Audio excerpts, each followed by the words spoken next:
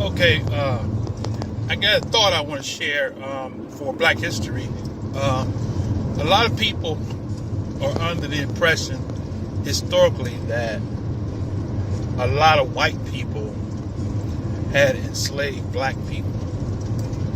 And the majority of white people couldn't afford slaves.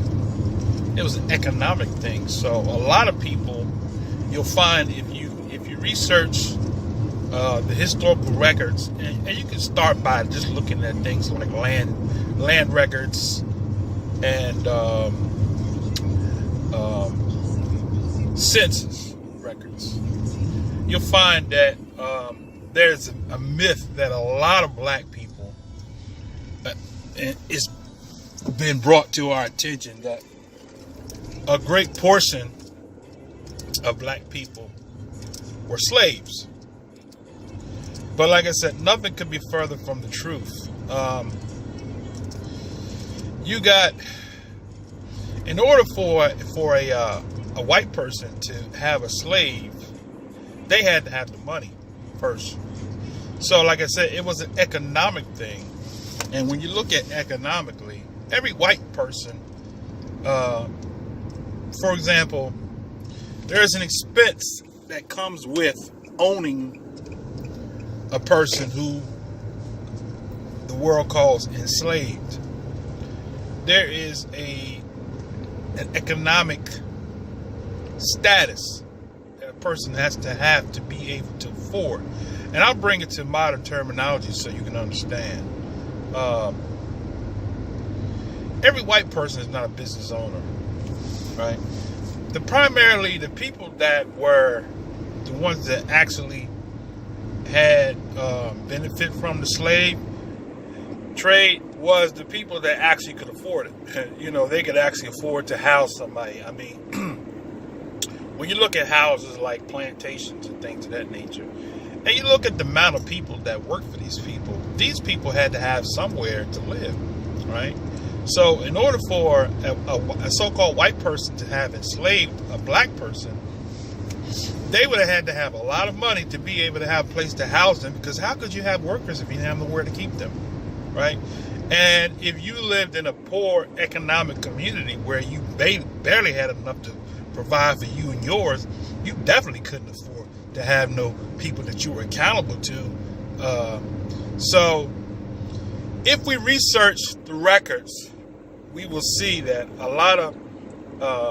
there's a lot of deception about slavery in North America, that you will find that many, if you actually done the research like I've done on my family, you'll find that you go way back, go back almost to the 1600s before you even find anybody that actually was listed as a servant or as a slave in the records.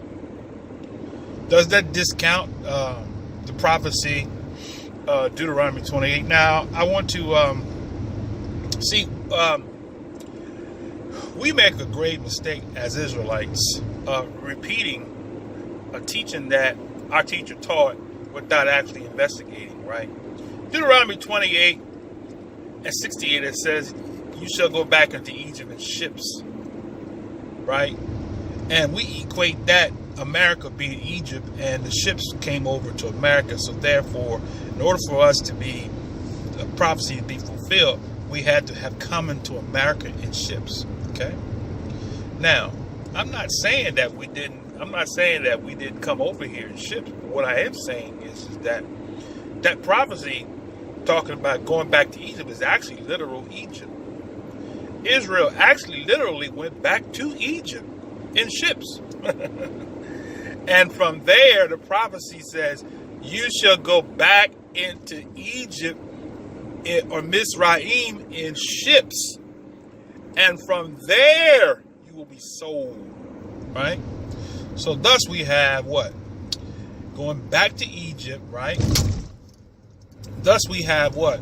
The trans-Saharan slave trade, right? That's where it all began. The slave ships didn't begin from the west coast of Africa. They began in Egypt, just like the prophecy says, right? So once again, basically every white person couldn't afford to have a so-called slave because they was too poor to even afford one. They couldn't even, like I said, provide for their own damn self. So how could they afford to have a slave? So there's no need to be mad at every white person because every white person wasn't a slave owner.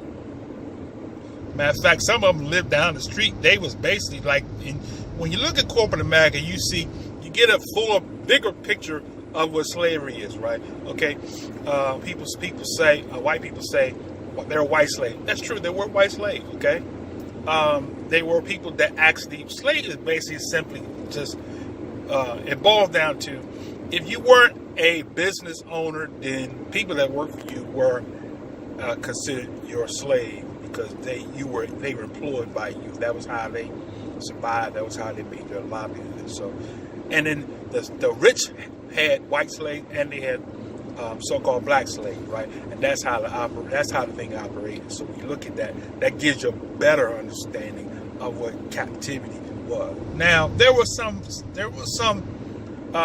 extreme cases where there was some things that happened which were not negating the history of things as far as like lynching and things of that nature, but that wasn't the norm. Okay. There were extreme cases where people were actually this because these slave owners, they weren't really into buying someone to be a slave to kill them. It wasn't the intent because, I mean, it doesn't make sense for you to, for example, when you understand the slave trade, you understand that when a slave master couldn't trust a slave, you know what he would do with that so-called slave? Sell him to somebody else, right? It's just like in corporate America. When you work for a boss and that boss feel like that they can't trust you or that you are a threat to their business, what do? They fire you, right? And they leave it up to you to seek an employment somewhere else, right? That's the same analogy as what happened on the slave times, right? If you work for the so-called massa on a plantation, a cotton plantation, or whatever, right? If the massa felt like he couldn't trust you, that was it. It was a wrap. You was gone. He would take and sell you, and as a way of getting back at you, he would separate you from your family. He would take the father and separate him from his children and sell him to a slave master somewhere in another location where you wouldn't see your children anymore. So that's how that went. But every white person didn't have slaves. They didn't have the privilege to have slaves. Matter of fact, every white person couldn't afford. There were certain so-called slaves that had certain skills and abilities that a poor white man couldn't even think about even purchasing somebody like that because he didn't have it in his power to even buy somebody that was of that caliber, right? And I say this to those that feel like that they white people always had slaves and blacks would be slaves. First of all, if I was back in the slave days, the average white person couldn't even afford me because I'm so gifted and so skilled, right, that I find that in corporate America, when the slave master in corporate America comes, that's what they are, the slave master. That's a plantation. That's the advanced plantation. When they find that you are not manageable, like I said, they'll get rid of you. They're not going to kill you. They'll sell you to somebody else who and get what they can get from you, right? And that's it. Okay.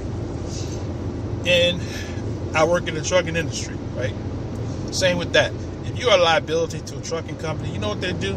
They'll use you up until they get back what they think that they lost or may have lost in your negligence. If you had an accident or something like that, you may have caused them $10,000 worth of damage, right? They'll use you, and they having this in their mind a set time when they're gonna get rid of you. Because, okay, I got to get back at least 50% of what I lost from that person there. So I'm going to work that person because in trucking, you're generating the revenue. You're not seeing the revenue, but you're generating the revenue. and the people that own the business, they're the ones getting the top dollar. They're paying salary while they're getting and how I know that, because when I worked as I leased my truck, I saw exactly how much they paid for loads to go certain places. And when I look at what companies pay people to do that same load versus what actually that load pays, you're being robbed, being strong armed, you're being ripped off, right? So, as a Black History note, no, every white person didn't own a slave. They couldn't afford slaves, right? And those that could afford to have somebody that was a slave, they only could afford a certain caliber because there was a certain price for a slave, a so-called slave that had a certain skill set.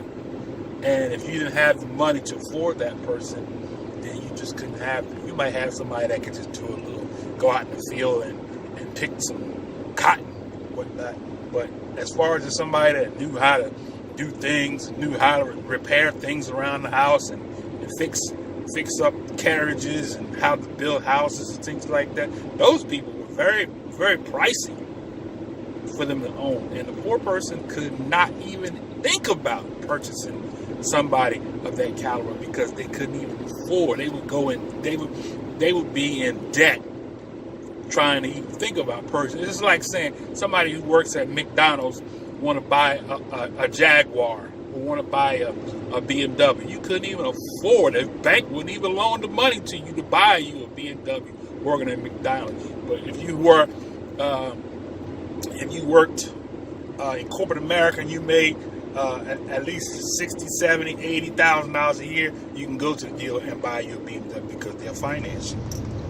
But if you don't have the caliber and the stature to afford to have to be able to afford the thing that you're trying to get, you will never get it. Back then and to this very day, you will not get it. So just wanted to share a little bit and I had this thought on my mind for a long time, but I thought I would just get it out there because I like to try to wait and go to the studio, but sometimes my schedule does not permit me to go into the studio like I would like to because I'm working right now for a living.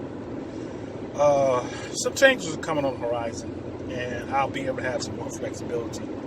But right now, while I'm working and driving for somebody else, my schedule is jacked up. But I'm looking for some changes to take place, if not this year, next year. And I'll have a lot more flexibility. And once I get time on my hands, I'm going to be a dangerous individual. Because, when I'm free, and the stuff that the Most High gave me, the devil will be a good man. And that's all I got. All right. Shalom, shalom.